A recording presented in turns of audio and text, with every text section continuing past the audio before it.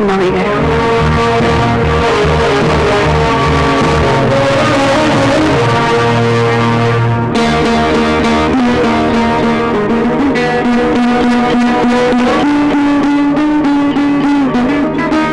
ఏమిటమ్మా, నాకేం కనపడం లేదమ్మా.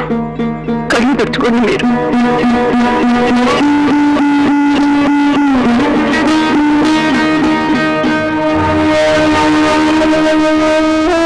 కనబడుతున్నాడమ్మా. చిరబాబు, మరి రాకు మీద నిద్రపోతుంది చిన్ని కృష్ణుల్లా కనబడుతున్నాడమ్మా. నమస్కారం అండి. ఎవరు? హరిశ్చంద్ర ప్రసాద్ గారిని మీరొక్కగానొక్క కొడుకు కోసమే మరి చిన్నబాబు ఎంత త్యాగం చేసింది.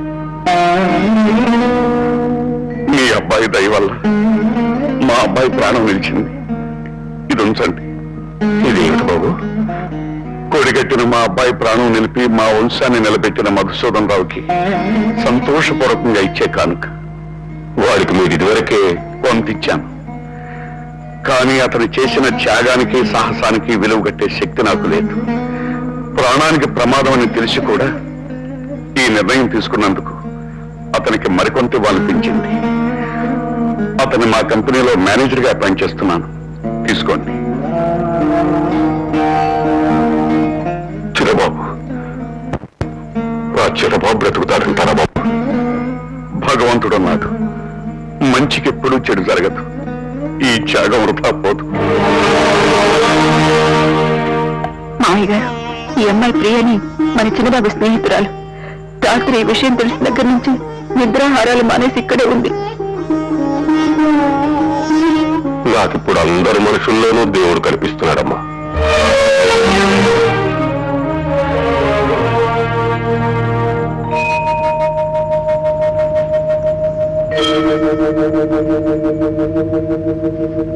మధుసూదన్ రావు, ఇప్పుడు ఎలా ఉంది? పేషెంట్ స్పృహ వచ్చింది. ఎవరైనా వెళ్ళి చూడొచ్చు. మామయ్య గారు పదండి. నేను రాలేదమ్మా. వాడికి ఎదురుపడే ధైర్యం నాకు లేదమ్మా. దూరంగా నిలబడి చూస్తాను. వాడికి తల్లి అయినా తండ్రి అయినా నువ్వే కదమ్మా. వెళ్ళు.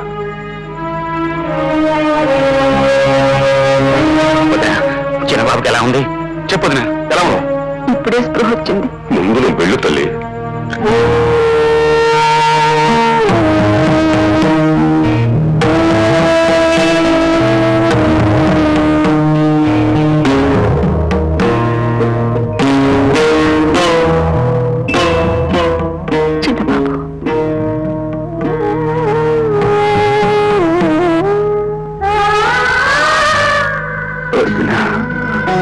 చిన్నబాబు, ఇంత సాహసం చేయటానిక ఆ రోజు నా కాళ్ళ మీద పడి నన్ను ఆశీర్వదించబడ్డది. ఎందుకు చిన్న కన్నీళ్లు పెడతావు? నువ్వే గెలిచావు కదయ్యా. లక్ష్మి పెళ్లి బ్రహ్మాండంగా జరిపించావు.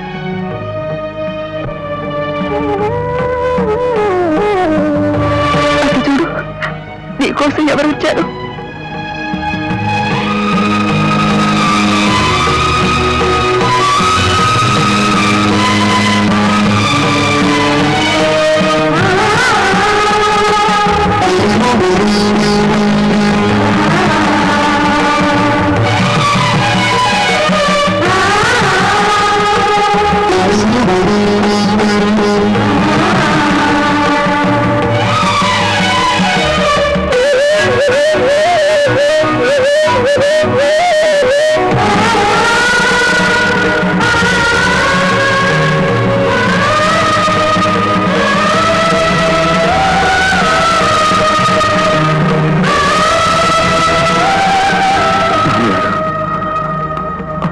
అలా అబద్ధమడే అని నా మీద కోపంగా ఉందా?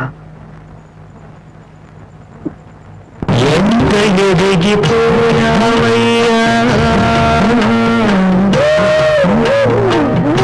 ఎదను పెంచుకున్నావయ్యా. స్వార్థమనే చీకటింటిలో త్యాగమనే దీపం